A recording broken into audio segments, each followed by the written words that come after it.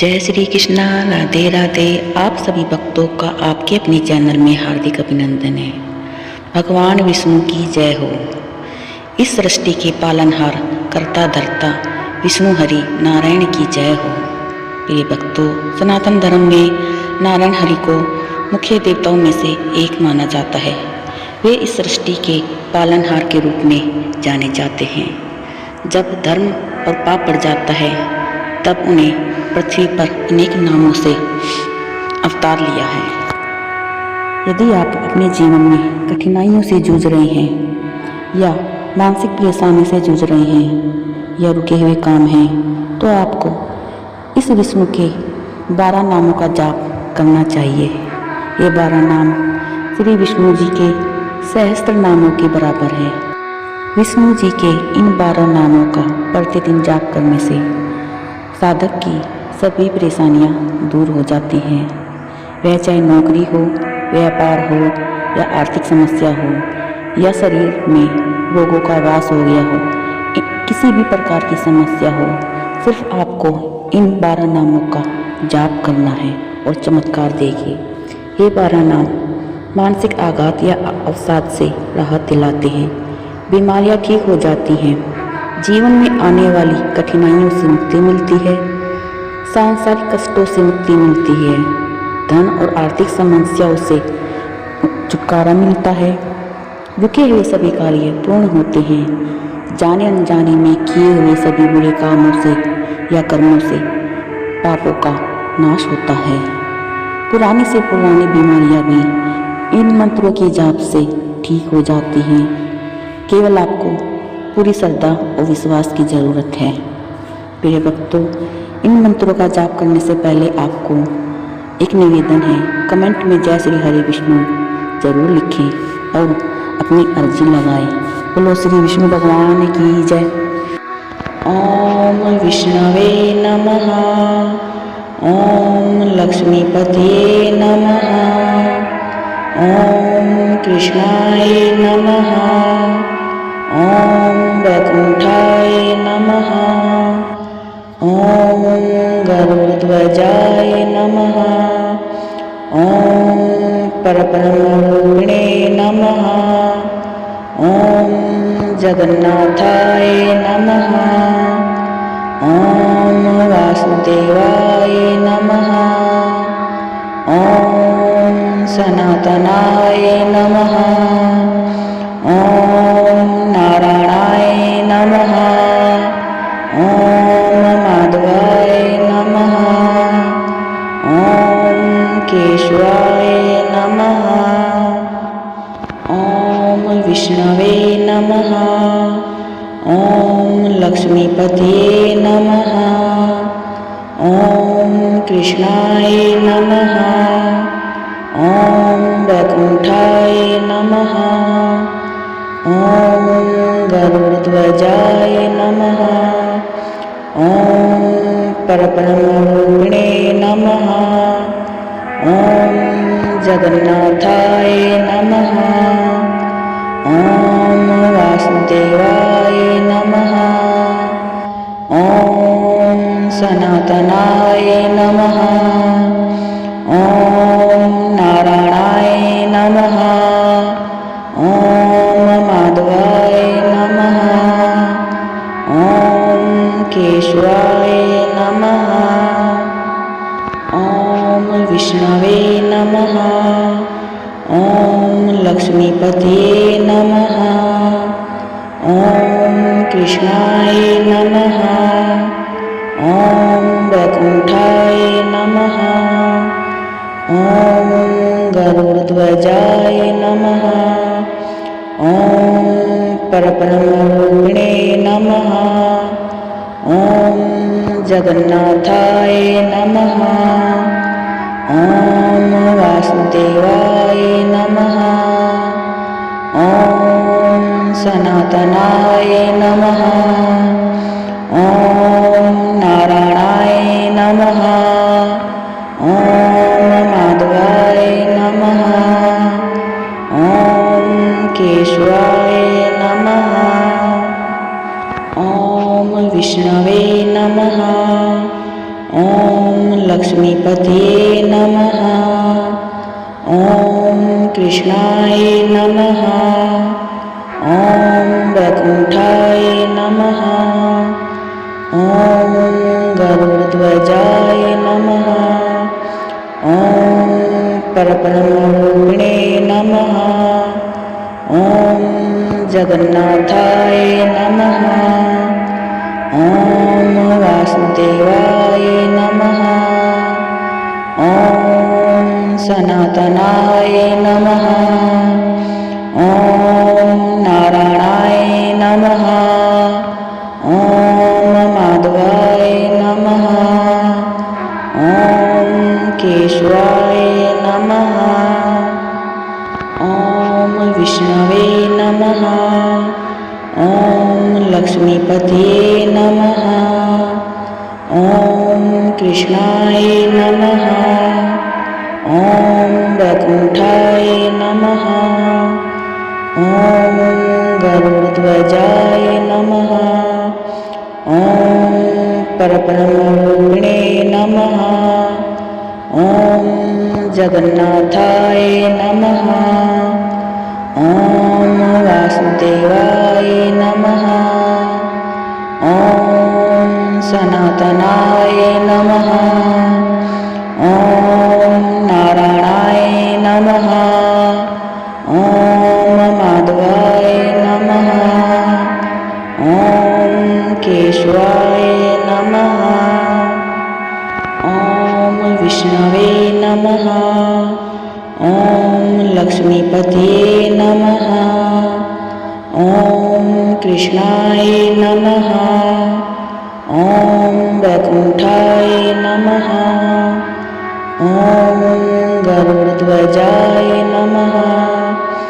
ॐ परब्रह्मरूपिणे नमः। ॐ जगन्नाथाय नमः। ॐ वासुदेवाय नमः। ॐ सनातनाय नमः। ॐ नारायणाय नमः।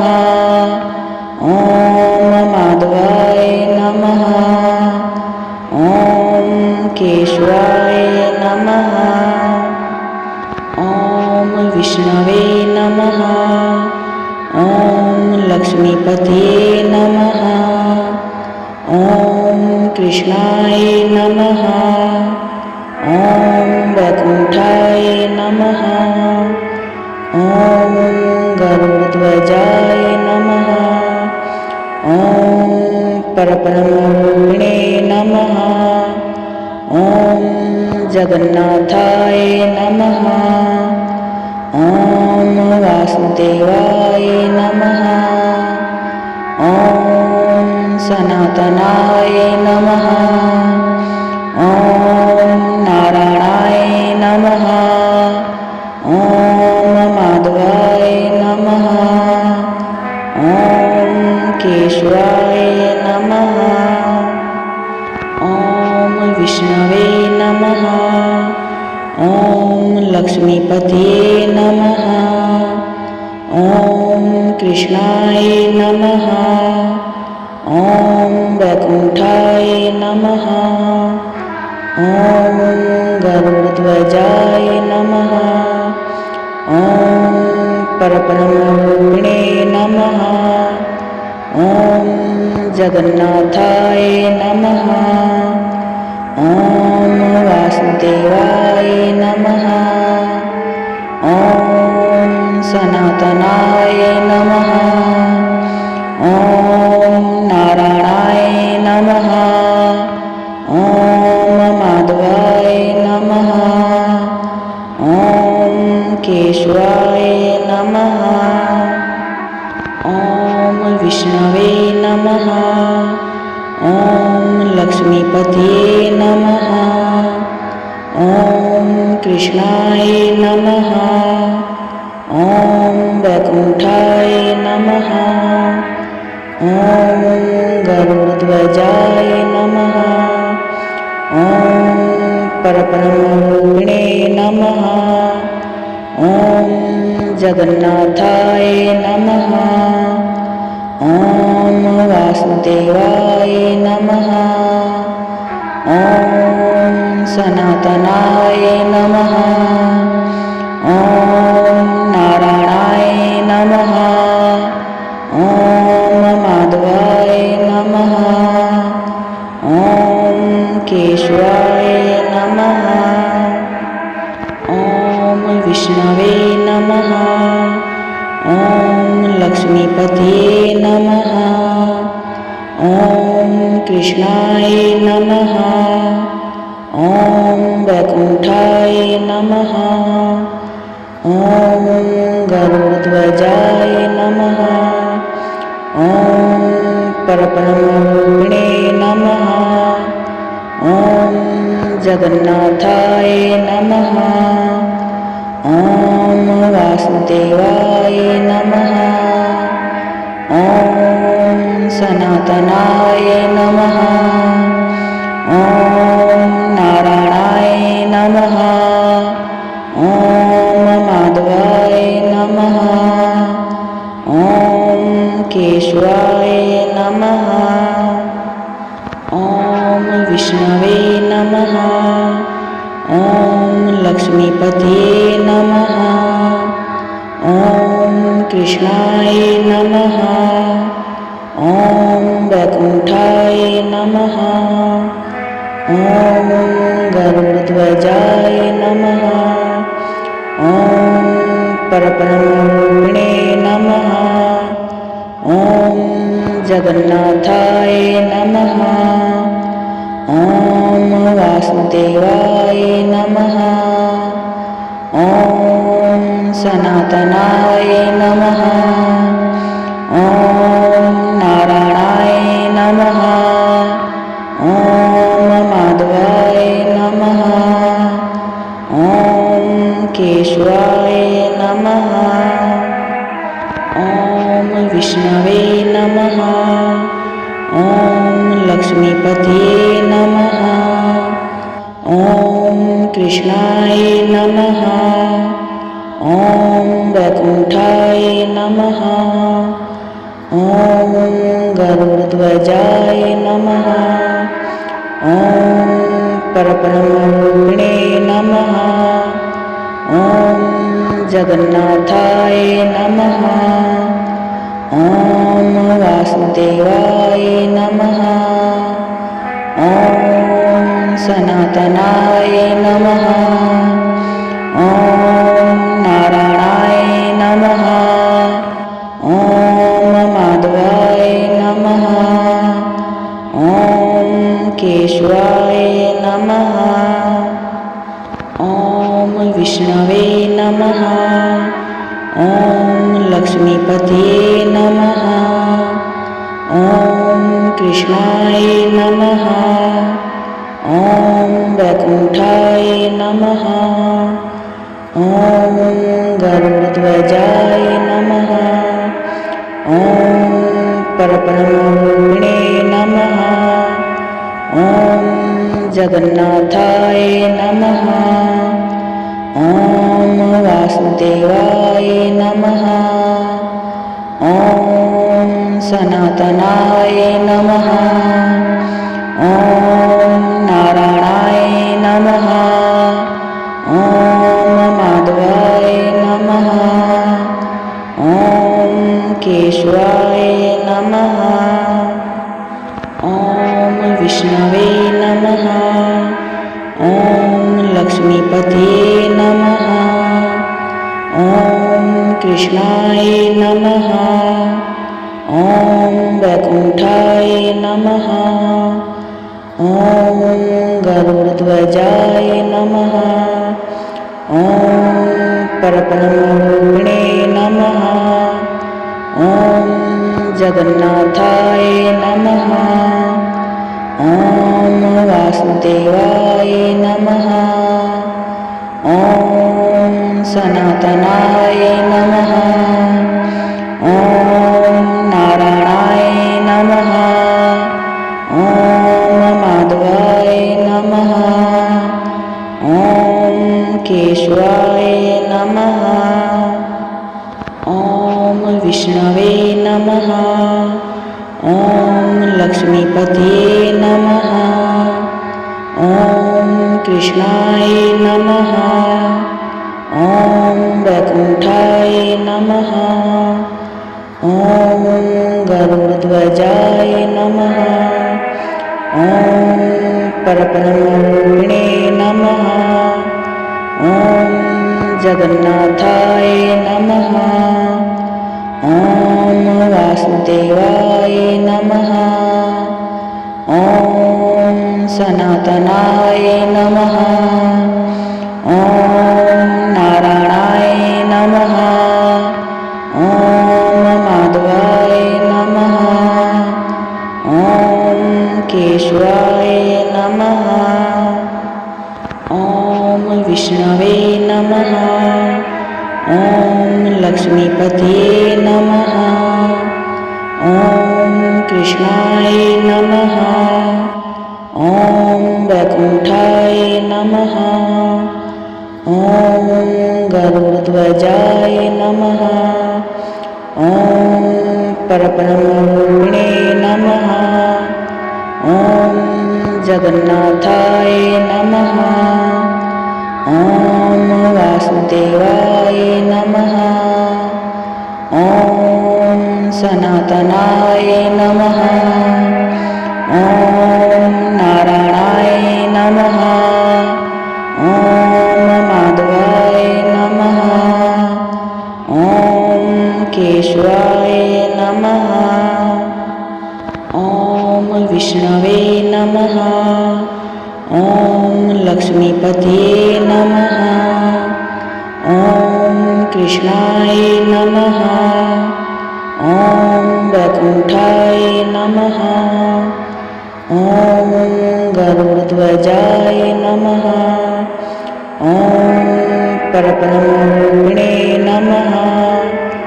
ॐ जगन्नाथाय नमः। ॐ वासुदेवाय नमः। ॐ सनातनाय नमः। ॐ नारायणाय नमः। ॐ माधवाय नमः। ॐ केशवाय नमः। ॐ विष्णवे नमः। ॐ लक्ष्मीपतये नमः। ॐ कृष्णाय नमः। ॐ वैकुण्ठाय नमः। ॐ गरुडध्वजाय नमः। ॐ परब्रह्मरूपिणे नमः। ॐ जगन्नाथाय नमः। ॐ वासुदेवाय नमः।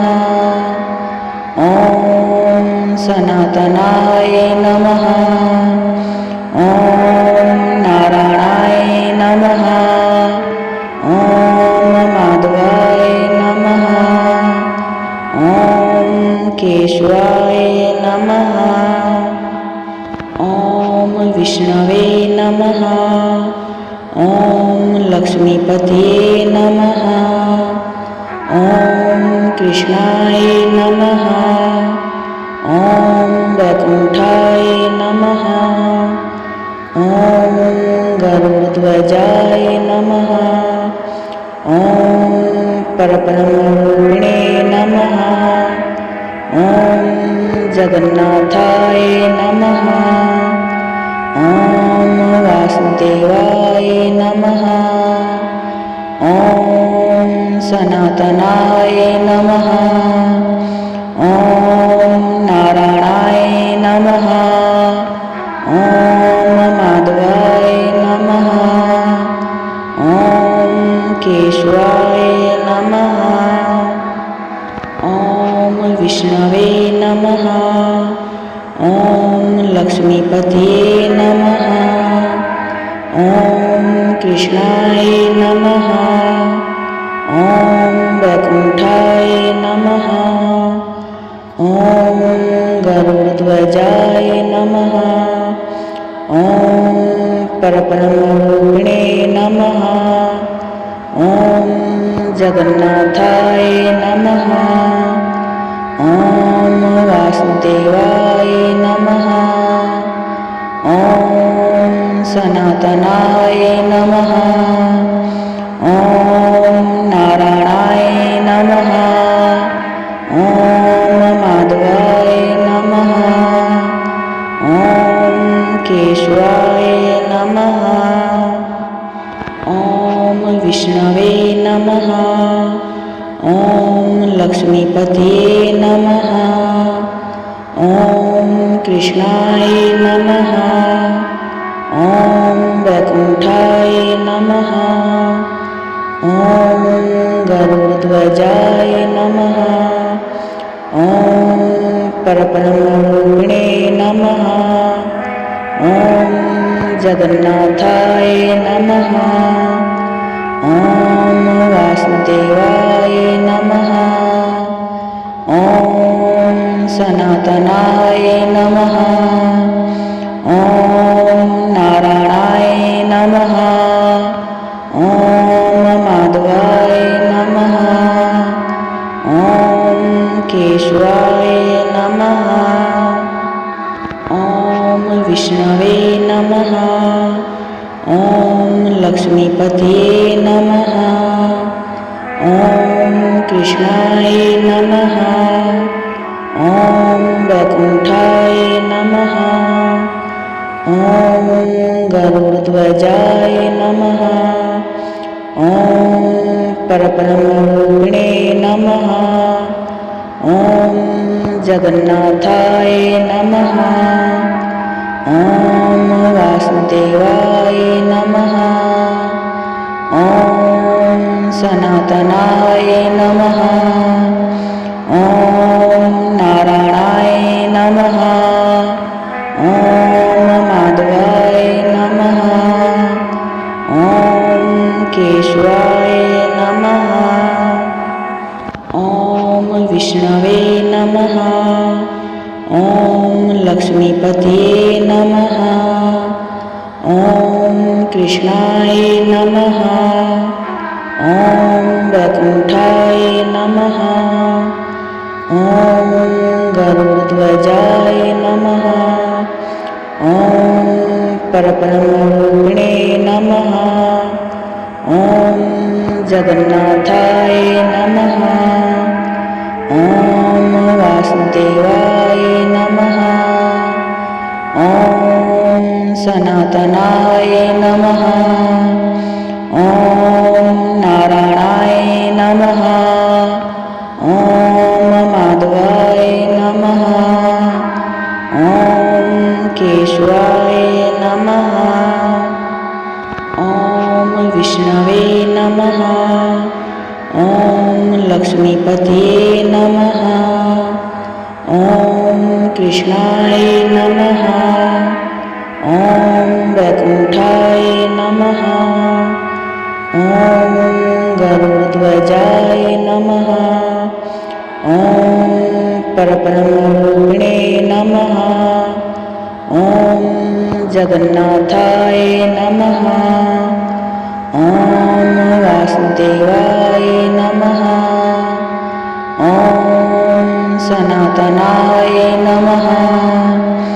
ॐ नारायणाय नमः।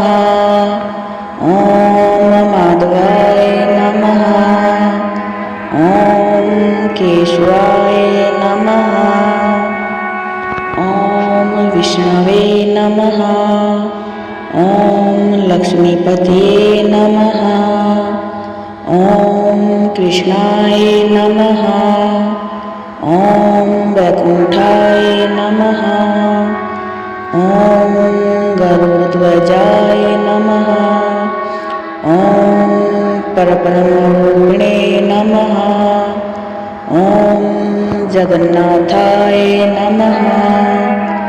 ॐ वासुदेवाय नमः।